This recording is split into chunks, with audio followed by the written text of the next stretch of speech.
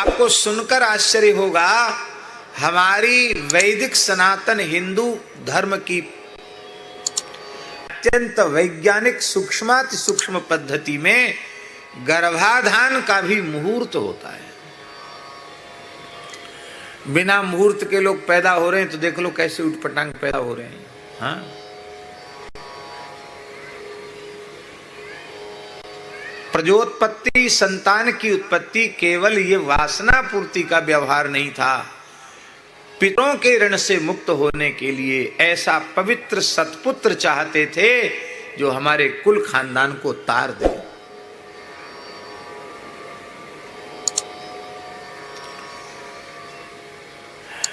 एक राजा था, बड़ा धर्मनिष्ठ था। उनके जो पुरोहित जी थे बड़े विद्वान थे, बहुत प्रकांड विद्वान थे, सभी शास्त्रों के, ज्योतिष के विशेष विद्वान थे। तो राजा को उन पर बड़ा भरोसा था, उनसे बिना पूछे कोई काम नहीं करता है। तो पंडित जी ने उत्तम गर्भाधान का मुहूर्त बताया। उसी मुहूर्त में रानी गर्भिणी हुई और बालक को जन्म दे दिया। अब बालक 5 वर्ष का हो गया, दूसरा बालक रानी को पैदा ही नहीं हुआ। राजा ने रानी का सकाम भाव से स्पर्श ही नहीं किया, क्योंकि संतान उत्पत्ति के अतिरिक्त किसी भाव को लेकर के स्त्री का स्पर्श धर्म शास्त्र में निषिद्ध है। और रानी कहती कि महाराज, एक से क्या काम चलेगा, कम से कम 1-2 तो और होने चाहिए। अब आपका पुत्र 5 वर्ष का हो गया है।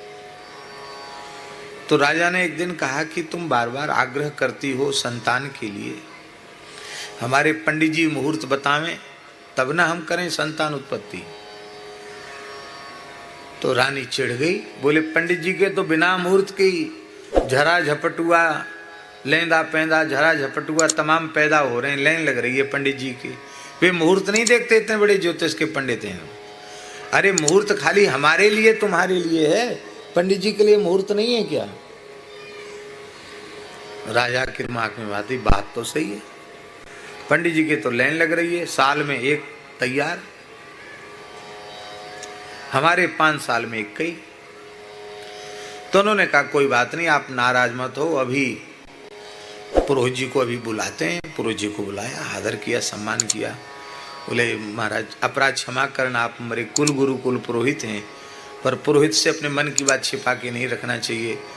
रानी जी कह रही हैं कि हमको संतान चाहिए। हमने कहा पंडित जी मुहूर्त बतावें। तो हमने कहा अभी मुहूर्त बतावेंगे तब हम तुम्हारी इच्छा की पूर्ति करेंगे। तो मुहूर्त नहीं आया। बोले नहीं, अभी तुम्हारे द्वितीय पुत्र का जन्म हो इस प्रकार का सुंदर मुहूर्त अभी नहीं आया, सर्वांग सुंदर मुहूर्त, सब प्रकार से सुंदर मुहूर्त नहीं आया। तो पंडित राजा ने कहा महाराज, महारानी जी कह रही हैं कि आप तो बिना मुहूर्त देखे लाइन लगा रखी है आपने, तो आपके लिए मुहूर्त नहीं है क्या? तो पंडित जी ने कहा आप बिल्कुल ठीक कह रहे हैं, इनका कहने से हमको दुख नहीं है, हम ब्राह्मण हैं, आप जो कुछ देते हैं उससे हमारी वृत्ति चलती है, विद्यालय हमारा चलता, सब काम बढ़िया से चल रहा है। हमारे सामान्य बालक भी उत्पन्न हो जाए तो क्या करेगा, ब्राह्मण बालक है, पूजा पत्री करेगा, अपना काम चलाएगा। पर तुम राजा हो, इस पूरे प्रदेश से क्षेत्र के राजा हो, तुम्हारे यहाँ कोई ऐसा तैसा आ जाएगा तो वो तो प्रजा के सहित सबका नाश ही करेगा। इसलिए तुम्हारे लिए बहुत योग्य संतान की आवश्यकता है। अभी मुहूर्त वाली संतान और बिना मुहूर्त वाली संतान में अंतर तुम्हें बताते हैं। तो ठीक। तो पंडित जी ने कहा कि मंत्री से कहा कि राजकुमार को बुलाया जाए। राजकुमार वह आया,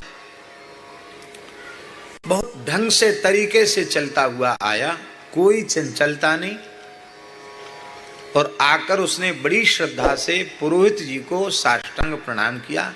फिर दाहिने हाथ से दाहिने चरण का स्पर्श, बाएं हाथ से बाएं चरण का स्पर्श। इसके बाद अपनी जन्मदात्री माता को साष्टांग प्रणाम किया। फिर उनका भी इसी पद्धति से चरण स्पर्श किया। फिर अपने पिता के चरणों में साष्टांग प्रणाम किया, उनका भी चरण स्पर्श इसी पद्धति से किया और सिर झुकाकर खड़ा हो गया।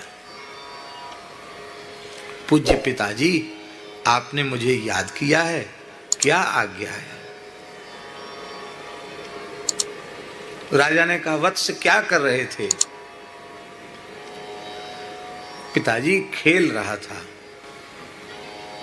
क्या खेल रहे थे? बोले, अस्त्र शस्त्रों से खेल रहा था। क्या कहा उस बालक ने?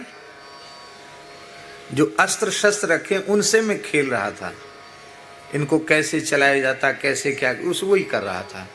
तब तक मंत्री जी की सूचना पहुंची, आप बुला रहे हैं, आप आज्ञा करें। जाओ बेटा खेलो, जाओ वत्स खेलो। फिर प्रणाम करके राजकुमार चला गया।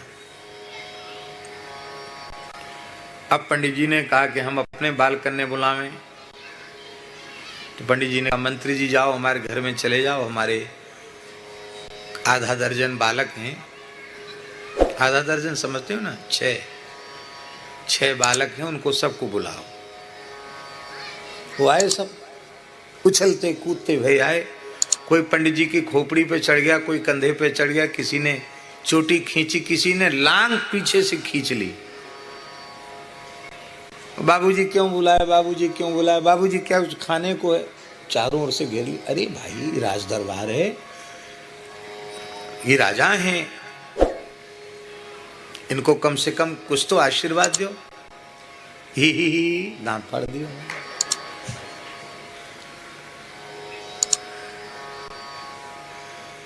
राजा भी हंसने लगे। बोले, भाई ले जाओ महल में, ब्राह्मण बालक हैं, पुरोहित जी के बालक हैं, सबको मिठाई खिलाओ, दक्षिणा दो। सब उछलते कूदते हुए चले गए। किसी के नाक बह रही, किसी की आंख बह रही।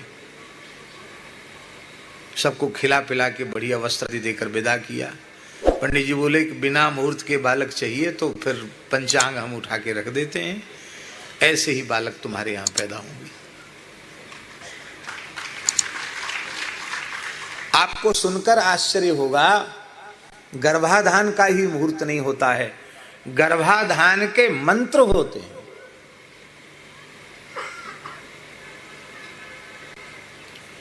जो हमारे गृह सूत्र आदि श्रौत ग्रंथ हैं, उनमें गर्भाधान के मंत्रों का वर्णन है।